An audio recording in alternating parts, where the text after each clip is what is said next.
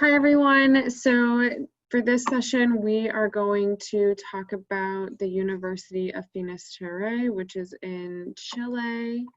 I have pulled up here the university's website, and maybe it'll translate to English. As you can see, they have a lot of information right on the website about what they offer and what you can participate in for courses, in-person courses. But the real thing that I want to talk about with Terrae. Hi, Tanya. So I just want to tell you that Rocio, our person from Chile, isn't logged in this morning. I'm not really sure what happened. So right now I'm talking about the university, and if you have questions or anything, let me know. So again, the one thing that I really wanted to highlight on was that they are offering a virtual exchange for the spring semester. And I know that there are many of you that are international business majors that have a requirement for study abroad. And if you're getting ready to graduate and you need to meet that requirement, this university is going to be a great option for you to meet the requirements in the spring 21 semester, since we're not doing in-person travel through the university for spring. Fingers crossed for summer. This is a great alternative. So I'm just going to pull up their fact sheet about the virtual program, and we're going to go over a couple of those. We're going to go over the whole sheet, really. And then again, when it comes to virtual exchange, I think it's important to note that yes, it's not as wonderful as going and being able to live in Chile for this semester, but it is the next best thing. You're still getting that interaction with people from a different country, and you're still getting some knowledge about how their education system works, how to work with professors in their country and classmates as well. And then hopefully you're building relationships that when borders do open back up and you do have the ability to travel, you'll be able to go there and meet them and see firsthand what it's like in Chile. But for spring, you can see they've got links to all these websites. I will send this out after the presentation. You've also got contact emails on there. Rocio was supposed to join us this morning. I'm not sure. I did email her to try to get a response, but maybe there was some confusion with time difference or something like that. But her direct contact is there, and they're very responsive.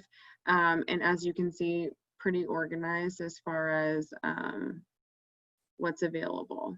So right here, you can see there are semester application and nomination deadlines, and they're coming up rather quickly. So if you're going to need to do this for spring semester, you have until the 15th of October to submit your paperwork to the CIE.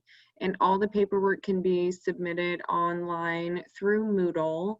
You just need to email me or Martha to get access to that Moodle page and all of the paperwork. And Angela, you don't need to fill out the paperwork again unless anything has changed. And then the application period. So how this works for all study abroad is that you will fill out paperwork that the university requires of you. And then you will start filling out the paperwork required of the university that is hosting you.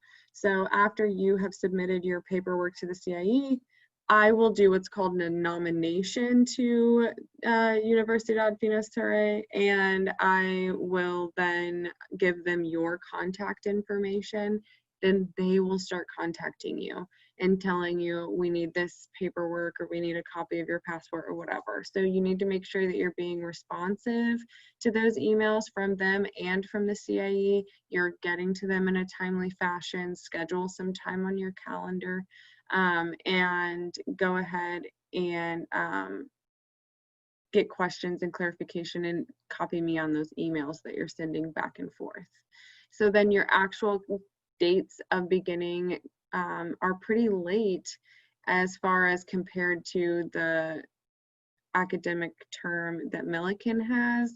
So you wouldn't start until the 22nd of February for their orientation period. And then you would start classes the beginning of March virtually. And then those classes run, as you can see here, they run all the way through to your exam period, which is around the middle of June through the middle of July. So in order for it to be a tuition exchange, you do have to go through that nomination through the CIE, and you also have to meet these criteria. So nominating from the CIE is what tells them that you are a regular student of a partner institution, so we take care of that piece for you. You'll have to submit your transcripts to show that you have at least a 3.0 GPA, and then you have to be, it says 50% of your whole academic program, which means of junior standing. So you would need to be at least a junior before you can participate in this program. If you want your courses to be taught only in Spanish, maybe you want to do this to practice your Spanish literacy, or what's the word that I'm looking for? You know, if you want to practice your Spanish, then you have to meet the requirement for the test that they call the DLE. So you have to be at a B2 level in order for them to let you register for those classes in Spanish, because that shows them that you can be successful in a college level course that's taught in Spanish. So the same goes for English. They do offer, we'll look at what courses are offered in English, and they do offer a full semester worth of courses offered in English online virtually for spring. So you don't have to submit these TOEFL or IELTS because you're already a native English speaker. So you would just get a home university certificate from the CIE, obviously saying that you are fluent in English. So then again, transcripts, the learning agreement, and what this learning agreement is showing you that the courses that you're taking with their institution are approved by Millikan, and that it's not going to slow you down for graduation. So it's a really good way to get in writing on file with the registrar's office. These are the classes that I'm taking, and here's how it's going to count towards my major.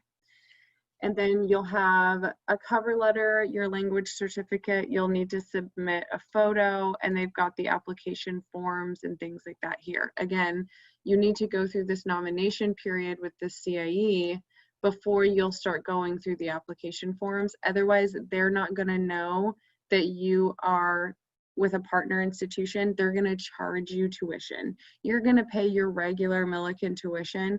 Nothing's gonna change. Your tuition there is free. So in order for them to have that information, you do need to be nominated through the CIE first. So you can choose between just taking one course, or you can take a full load of courses. And the courses that are offered are listed right here. And there's one there at the end, which is Spanish as a foreign language. So for those of you that are IB majors, because I know there are quite a few that need that spring, need to meet that spring study abroad requirement, you've got a whole list of options as far as upper level IB courses that are your required senior year, you know, your required IB courses. They're all here. So you can look at them, you can talk with them, you can talk with Dr. Trimble or Dr. Munoz about what these courses are and what they would count back as, so that when you're filling out this learning agreement, you know how that's going to reflect on your degree evaluation, if that makes any sense. I think it does.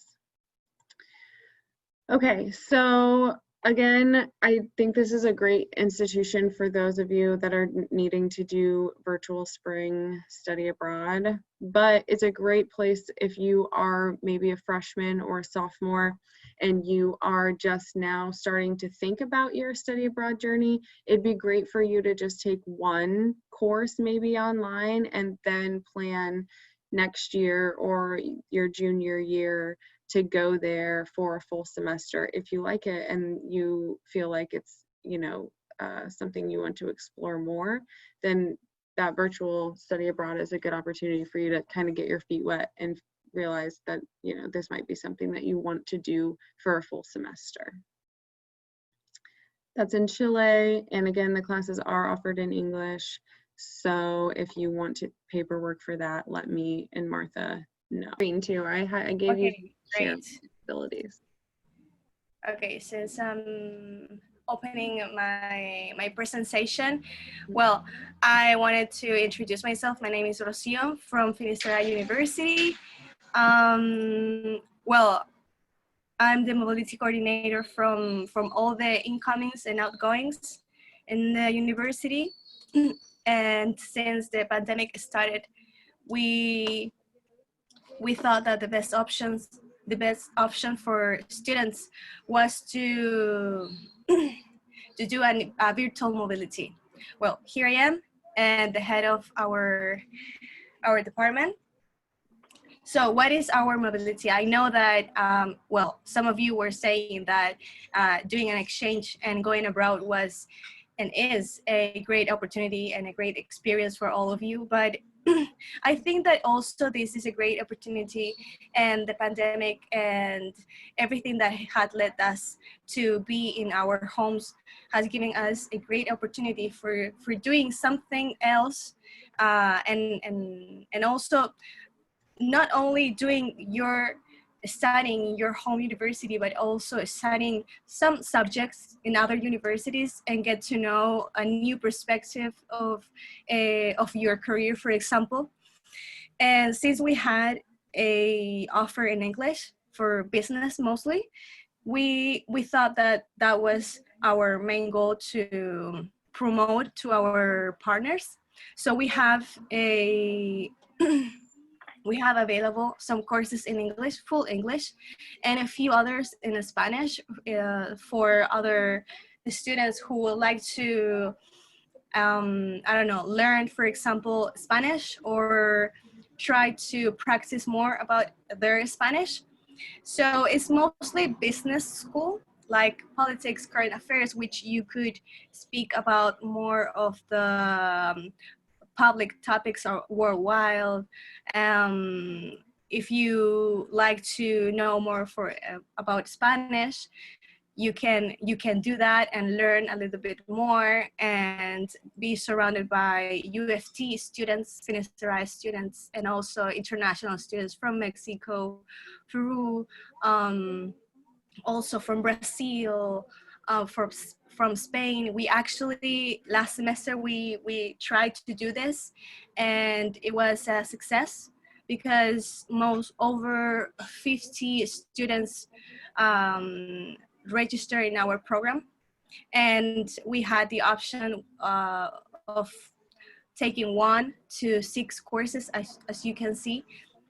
I don't know the transfer of credits that you have in the US, but at least for Europeans, is 1 UFT credit, it's 1.5 ECTS, which is the credits from Europe. Okay, and it's free. You have no fees at all. And well, we have informative sessions, and I introduce to the students our university, all the protocols and norms and everything, so you have everything set up so you can start the program knowing what to do, and all the platforms that all the professors do. The professors do mostly Zoom, mostly Meet. I don't know if you know Meet from Gmail, and other platforms from our university. But it's pretty easy, and all the professors are really flexible, are international. So they are really, really excited to help all the international students. We had over more than 20 generations in this last maybe 10 years of being international, of having, sorry, an international department. And well, I would like to speak more about our program, but I know that we have a short time. So if you have any questions, if you are interested in doing online mobility, I know that is not maybe your main goal because you would like to travel, of course. But this is as I said in the beginning, this is a new opportunity, and if you like to join us for next semester, we're open, and you can email me or maybe email Brianna. So she will contact me, and I will give you all the details about our virtual mobility, which is something that it started because we couldn't join the university, but I think that this will last for a few years more, and I hopefully more universities that could do this too. Thank you so much, Rocio. Yes, no problem. I definitely want to just mention before we switch to our next session, which is Let's Talk Breaking Barriers with Dr. O and Julio. Hi, Julio. But I just want to mention, Rocio, that we do have international business majors that are required to have a study abroad experience for next semester. And next semester, Millikan will not be sending students abroad on university-sponsored travel. So this program is a perfect opportunity for you guys with those requirements to get those IB credits that you need. And it's gonna, I think it seems like a really great program, and it isn't the same as traveling, of course. You know, it's not actually living in Chile, but it's better to have some experience and be able to meet at least some new students and professors, and you can do that virtually. And all of the scholarship opportunities that we had available will still be available for virtual study abroad if there were program fees, which it doesn't sound like you guys have any program fees, which is even cooler. But yeah, so thanks again, Rocio. I'm sorry about the time. Yeah, no worries. I'm sorry too. So good luck to all of you, and I hope that soon all the barriers could get open. Yes, thank you so much. Have a good day. Yeah, bye.